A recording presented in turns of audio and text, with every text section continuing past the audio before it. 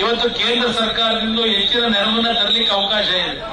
ನಾನಿನ್ನೂ ಅಧಿಕಾರವನ್ನ ಸ್ವೀಕಾರ ಮಾಡಿ ಇನ್ನೂ ನನಗೆ ಕೇವಲ ಒಂದು ವಾರ ಆಗಿದೆ. ನಾನು ಮೊದಲು ಇಲ್ಲೇ ಬಂದಿದ್ದೇನೆ, ಯಾಕೆಂದ್ರೆ ನಾನು ತಿಳ್ಕೊಳ್ಳೋದು ಬಹಳ ಇದೆ ಕೇಂದ್ರ ಸರ್ಕಾರದಲ್ಲಿ. ಇದು ಅದನ್ನ ಆಗ್ಲೇ ಹೇಳುತ್ತಲ್ಲ, ನಿರುದ್ಯೋಗದ ಸಮಸ್ಯೆ ಬಗೆಹರಿಸಲಿಕ್ಕೆ ನನಗೆ ಸಿಕ್ಕಿರ್ತಕ್ಕಂಥ ಈ ಅವಕಾಶ.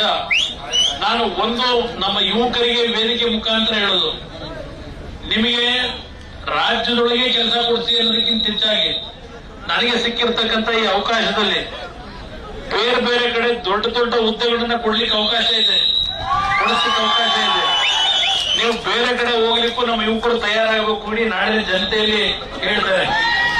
ಆ ಅವಕಾಶವನ್ನು ಉಪಯೋಗ ಮಾಡ್ಕೊತೇನೆ. ಅದ್ರ ಜೊತೆಗೆ ಇವತ್ತು ನಮ್ಮ ಕೃಷಿ ಇಲಾಖೆಗೆ ಸಂಬಂಧಪಟ್ಟಂತ ಹಲವಾರು ಕಾರ್ಯಕ್ರಮಗಳನ್ನು ಜಾರಿಗೆ ತರಬೇಕು. ನೀರಾವರಿಯ ಸಮಸ್ಯೆಗಳೇನಿದೆ, ಬೆಂಗಳೂರು ನಗರದ ಸಮಸ್ಯೆಗಳೇನಿದೆ, ಇದೆಲ್ಲ ಗೊತ್ತು. ಆದರೆ ನನಗೆ ಸ್ವಲ್ಪ ಕಾಲಾವಕಾಶಗಳು ಬೇಕು. ನಾನು ತೀರ್ಮಾನ ಮಾಡಿದ್ದೇನೆ, ವಾರದಲ್ಲಿ 4 ದಿನ ದೆಹಲಿಯಲ್ಲಿ ಕಚೇರಿಯಲ್ಲಿ ಕೂತು ಕೆಲಸ ಮಾಡಬೇಕು. ನಾನು ತೀರ್ಮಾನ ಮಾಡಿದ್ದೇನೆ. ಯಾಕೆಂದ್ರೆ ಇಡೀ ದೇಶದ ಜವಾಬ್ದಾರಿ ಇಲಾಖೆಯಲ್ಲಿ ನಾನು ನಿರ್ವಹಣೆ ಮಾಡಬೇಕಾಗಿದೆ. ಕೇವಲ ಕರ್ನಾಟಕ ರಾಜ್ಯದಲ್ಲಿ ಅಷ್ಟೇ ಅಲ್ಲ, ಇಡೀ ರಾಜ್ಯದ ದೇಶದ ಜವಾಬ್ದಾರಿ ಕೊಟ್ಟಿದ್ದಾರೆ.